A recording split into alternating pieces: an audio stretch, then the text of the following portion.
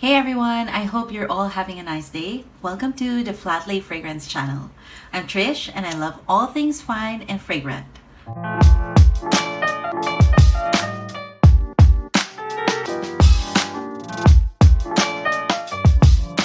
Hey everyone, I hope you're all safe and doing okay wherever you're watching from. With everything happening around the world right now, especially in the Middle East and other affected areas, I'm sending prayers and positive thoughts your way. Welcome back to another episode of our Revive French Fragrance Houses series. If you haven't watched part 1 yet, you can always check it out after this video. Today we are uncovering 6 more OG niche French fragrance houses that once shined from the late 18th to the 20th century, disappeared for decades, and have now returned with incredible fragrances that deserve more recognition. These are truly underrated brands that you don't often see talked about online, but they're absolutely worth exploring. Quick note, this video is not sponsored. Everything I'm sharing comes from my own research and personal thoughts. Also, please excuse my French. I might butcher a few brand, perfume, and people's names, but it's all part of the fun. Let's begin. Oriza L. Legrand was established in 1720 by Farjeon Ainy, also known as Farjeon the Elder, a perfumer and distiller to the royal court during the reign of Louis XV. The king himself was Farjeon's first client and granted him the title of official purveyor to the court. The Farjeon family held this prestigious role through the reign of Louis XVI, supported by the refined taste of Marie Antoinette. It was even said that Farjeon's potions and creams were among the beauty secrets of Ninon de L'Enclos, the famous courtesan known for her remarkable beauty and seemingly eternal youth. The name Oriza comes from Oriza sativa, the Latin name for rice, referencing the rice powder used in the house's early powders and body preparations. Even after the French Revolution ended the monarchy, the house continued creating perfumes for figures such as Napoleon Bonaparte, Empress Josephine de Beauharnais, and later Napoleon III. In 1811, Louis Legrand became the sole owner and the house flourished under his leadership. His partner Antonin Reynaud later succeeded him in 1860, renaming it Parfumerie Oriza. Reynaud modernized the brand by opening the first steam-powered perfume factory and creating one of the world's earliest solid perfumes in 1887. Oriza was also among the first to develop full product lines scented with its own fragrances, something common today but quite innovative at the time. During this period, Oriza L. Legrand also became an official supplier to several foreign royal courts, including Russia, Italy, and England, while continuing to serve the French court until Napoleon III. The house entered one of its most successful eras under Reynaud and even won the Grand Prix at the 1900 Paris World's Fair, but it eventually closed in the 1930s due to economic difficulties, the impact of World War II, and poor management. The brand was finally revived in 2012 by independent entrepreneurs Hugo Lambert and Franck Belèche-Boniot, two passionate historians of French perfumery who spent years researching the house before bringing it back to life with the help of French artisans. Two of the house's most talked about fragrances are Chypre Mousse, known for its earthy, mossy scent that evokes a damp forest floor after the rain, and Relique d'Amour, a soft and contemplative blend of delicate florals, incense, and airy woods reminiscent of a quiet old cathedral. The house of LT Piver began on July 8, 1774, when Michel Adam, a master glove maker and perfumer, opened his own boutique named A la Reine de Fleurs at 82 Rue de Lombard in Paris. Having earned his prestigious master title in 1769, a requirement to practice glove making and perfumery at that time, Adam quickly gained royal recognition. His creations like Eau Vestimentale, a lavender-scented stain remover, and A la Reine de Fleurs, a cologne bearing the name of his shop, captured the attention of King Louis XVI and Queen Marie Antoinette, establishing the house as a symbol of refinement. Following Michel Adam's passing, his son R. Adam took over in 1799, and after his early death in 1805, the business was inherited by his cousin Pierre Guillaume DC and their boutique clerk at the time, Louis Toussaint Piver, forming DC and Piver. Under their leadership, the house flourished, expanding across Paris and attracting elite clients such as Empress Josephine.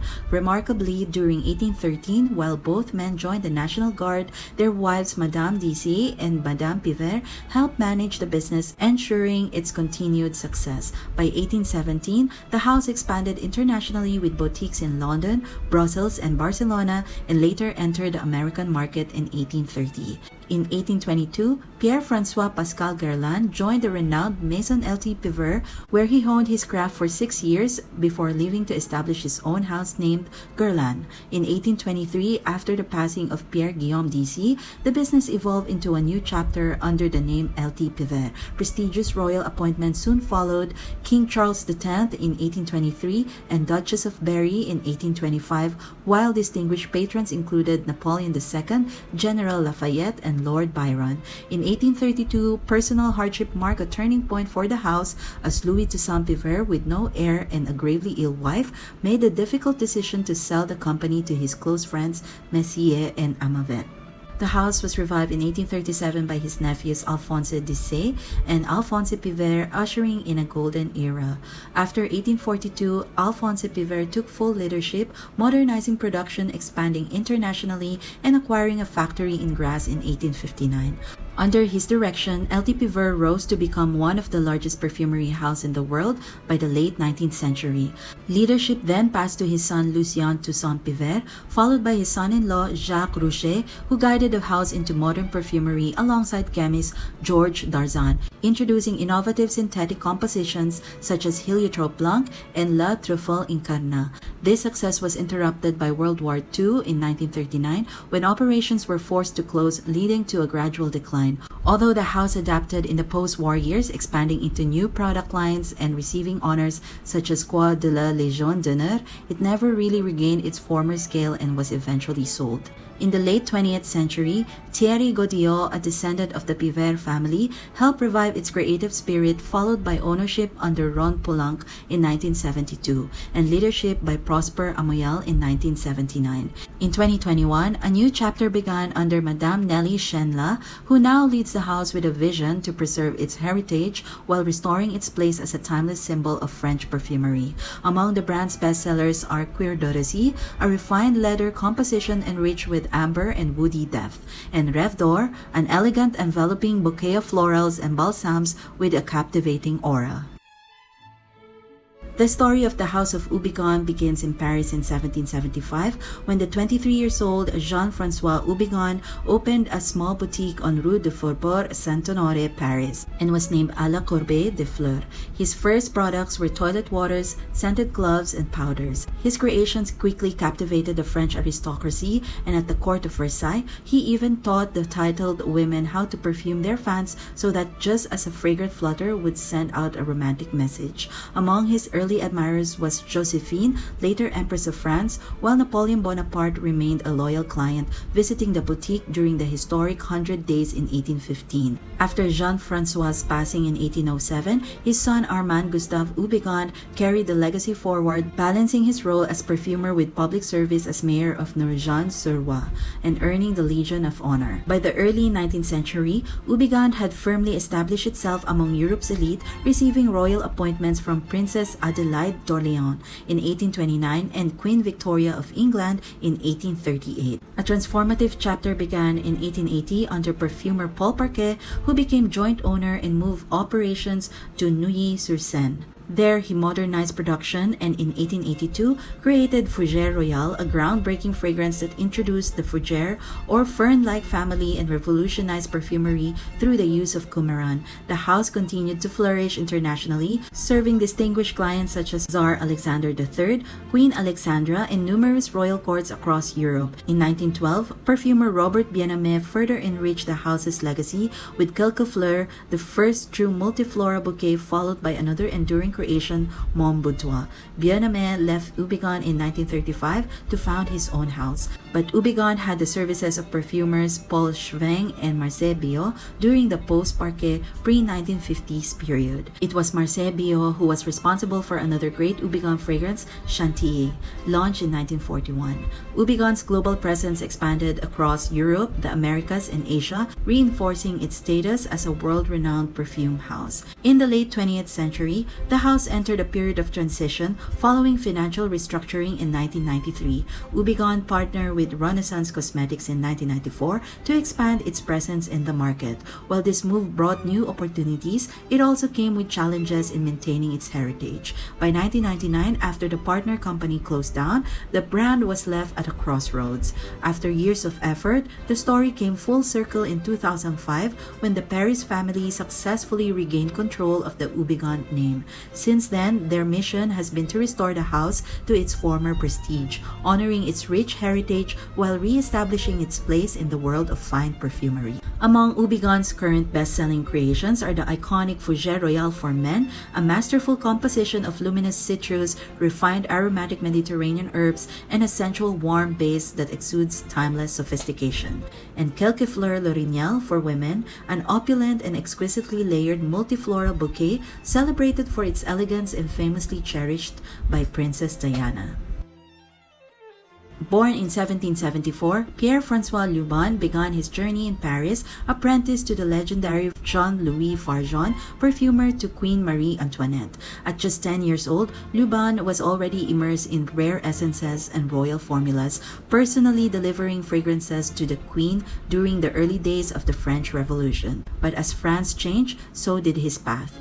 In 1792, he left Paris for Grasse, mastering refined Italian extraction techniques under Tombarelli, a method which had been imported from Florence by Catherine de' Medici 2 centuries before. And by 1798, he returned to open his own boutique, Au Bouquet de Rose, a quiet tribute to a fallen queen. The young perfumer's creations were embraced by the fashionable Les Incroyables, or the Incredibles, while their beautiful extravagant companions were referred to as Les Merveilleuses, or the Marvelous, the trendsetters of post-revolutionary Paris, whose extravagant lifestyle defined a new Parisian elegance. His growing reputation soon attracted elite patrons, including Empress Josephine and Pauline Bonaparte, who even lent her name to one of his perfumes. With the restoration of the monarchy in 1815, Lubin rose to even greater heights. His house, renamed aux Armaux de France, became a symbol of prestige, attracting the patronage of Europe's most powerful figures. By 1821, he was supplying King George IV of England,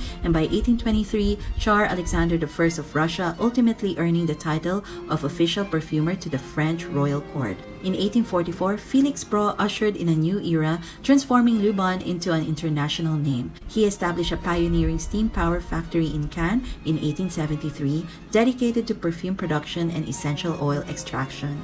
Under his son Paul Brault, the house expanded globally, with the United States becoming a major stage for its success. A modern facility in Courbevoie near Paris soon followed, then the largest perfume factory in France. By the 1920s, Marcel and Pierre Brault continued the legacy. However, like many historic houses, Lubin faced challenges. The Great Depression of 1929 forced the closure of its American operations, and over time, the brand declined under industrial ownership.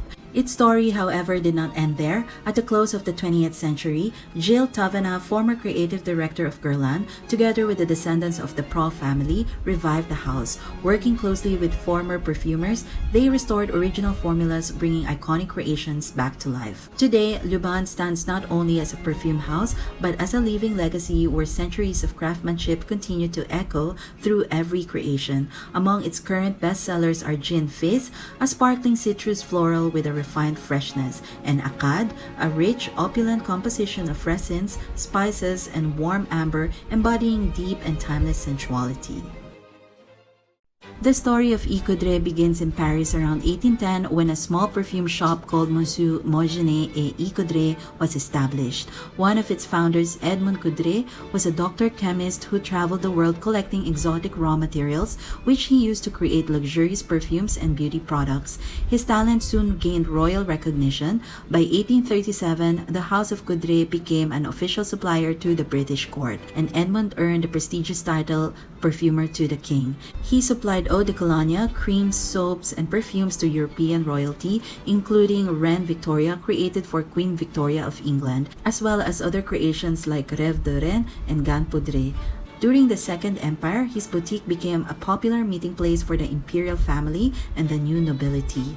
Over the years, the company gained recognition for its luxurious creations, winning several awards including 2 silver medals at the 1882 exhibition, one of which is for their eau de cologne. The company remained in the Coudray family for generations, although its ownership passed through marriage more than once. Because women were not legally allowed to run businesses in the 19th century, the company first passed to Edmond Coudray's daughter's husband, who continued the business but was later killed during the World War I. In the next generation, the house passed to Edmond's granddaughter, and once again her husband took control of the company, only to lose his life during World War II. As society changed, the women of the Coudray family were finally able to take leadership roles and continue preserving the house and its traditions. Decades later, the brand came under the care of Madame Brumont, a French baroness and the wife of the youngest son of the Coudray family, who remained deeply protective of its heritage. When entrepreneur Eric Amoyal sought to acquire the brand in the early 2000s,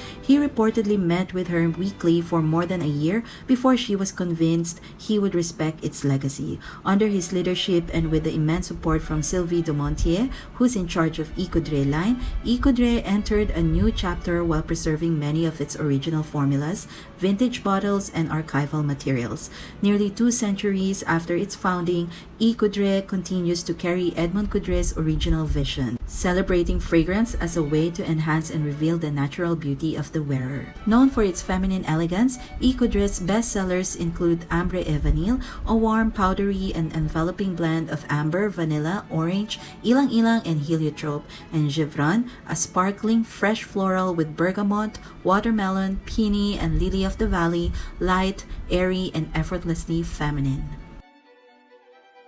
Parfum d'Orsay was officially established in 1865 in Paris, 13 years after the death of its namesake, Count Alfred d'Orsay. It was inspired by a personal fragrance, L'Eau de Bouquet, he had created in the 1830s for his lover, the Irish writer Marguerite Gardiner, Countess of Blessington. Designed to be worn by both, a romantic origin that became the foundation of the house. In 1908, the company was reorganized as the Compagnie Française des Parfums d'Orsay by a group of European investors. A major turning point came in 1916 when Jean-Louis Guérin, together with Théophile Bader, acquired the brand. Under their leadership, the house expanded internationally, opening a boutique on the prestigious Rue de la Paix in Paris and distributing its fragrances across Europe and the United States. The brand also collaborated with renowned glassmakers including Baccarat and Lalique for its elegant bottles. At its peak in the early 1930s, the house was producing around 5 million bottles annually. In 1936, Jean-Louis's son Jacques Guérin later directed the house for over 50 years, guiding it through the Great Depression and World War II. By the 1980s, however, changing market conditions and declining focus led to the brand fading from prominence. The name acquired by Groupe Marignan in 1993, with fragrances returning to the market in 1995. A new revival followed in 2007 under Marie Wet, who began restoring the house's elegance and heritage. A fresh chapter began in 2015 when Amélie Yan, a French entrepreneur with a background in high jewelry and business, together with her father, acquired the brand. After several years of redevelopment, Parfum d'Orsay was relaunched in 2019. Today, the house continues its legacy as a luxury French perfume brand, preserving Alfred d'Orsay's romantic spirit while offering fragrances, extracts, and home scents inspired by love, elegance, and sophistication. Known for its unisex fragrances, some of the house's bestsellers include Vouloir Retrailler CG, a citrusy, floral, green fragrance that evokes the excitement of budding love, and Dandy or Not GA, a woody, leathery fragrance that captures the ease and charm of casual love. And that's it for today's little vintage fragrance journey. I hope this episode inspired you to explore these revived houses and look beyond the usual perfume talks online. There are still so many historic gems to share, but for now, I'll let you discover these brands or maybe explore more videos here on the channel. If you tried any of these scents or have a favorite heritage house, let me know in the comments. I'd love to hear from you. Thank you so much for being here. If you enjoyed this video, feel free to like, subscribe, and I'll see you in the next one. Until then, take care and remember, always test before you invest. And this advice goes beyond just perfumes. If you know, you know. See you in the next video.